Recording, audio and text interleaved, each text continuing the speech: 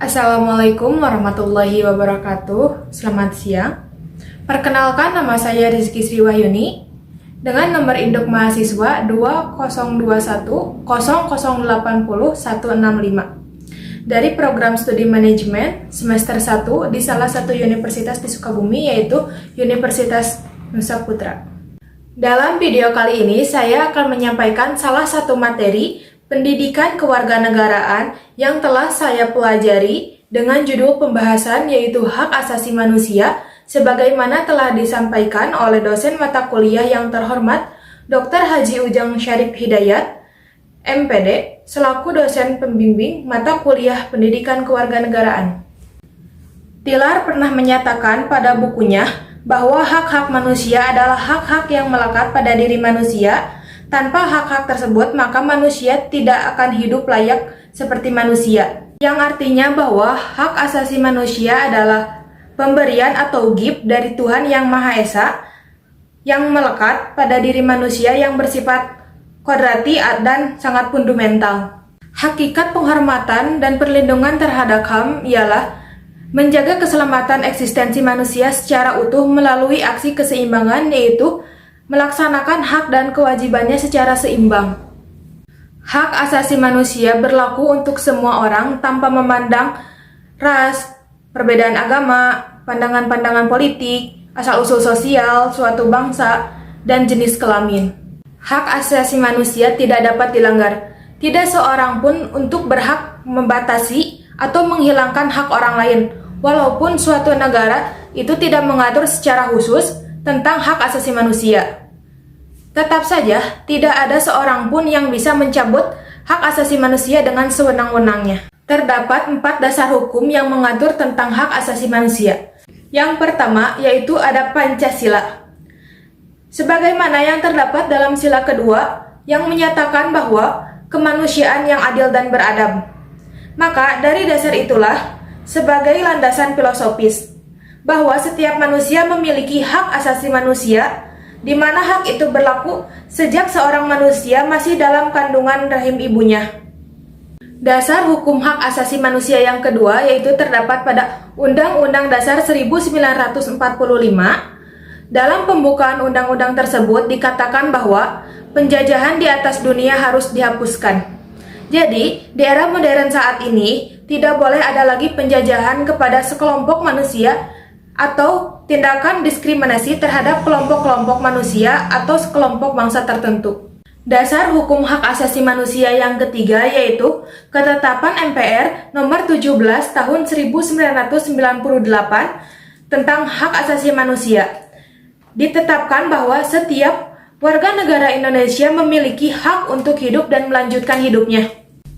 Beberapa hak yang didapatkan oleh manusia sejak lahir menurut ketetapan MPR ini adalah: yang pertama, hak untuk hidup; yang kedua, hak untuk memiliki keluarga serta keturunan; yang ketiga adalah hak pengembangan diri; yang keempat adalah hak keadilan; yang kelima adalah hak kemerdekaan; yang keenam adalah hak untuk sejahtera; yang ketujuh adalah hak keamanan; serta yang terakhir adalah hak perlindungan dan kemajuan. Dasar hukum hak asasi manusia yang terakhir yaitu dijelaskan dalam Undang-Undang Nomor 39 Tahun 1999 tentang hak asasi manusia dan instrumen tentang Komnas HAM. Undang-undang ini disahkan oleh Presiden B.J. Habibie pada tanggal 23 September 1999 di Jakarta. Macam-macam hak asasi manusia. Yang pertama ada hak asasi pribadi, yaitu personal right. Antara lain yaitu hak mengemukakan pendapat, hak memeluk agama, hak beribadah menurut agamanya masing-masing, dan hak kebebasan berorganisasi atau berserikat. Yang kedua, ada hak asasi ekonomi atau property rights, yaitu antara lain hak memiliki sesuatu, hak menjual dan membeli sesuatu, hak untuk mengadakan suatu perjanjian atau kontrak, dan hak untuk memilih pekerjaan. Yang ketiga adalah hak persamaan di mata hukum atau rights of legal equality. Yang keempat ada hak asasi politik atau political rights, antara lain yaitu hak untuk diakui sebagai warga negara yang sederajat, hak ikut serta dalam pemerintahan, hak memilih dan dipilih dalam pemilu, hak mendirikan partai politik, serta hak mengajukan petisi dan kritik atau saran. Yang terakhir ada hak asasi untuk mendapatkan pengakuan tata cara peradilan dan perlindungan hukum atau procedural rights.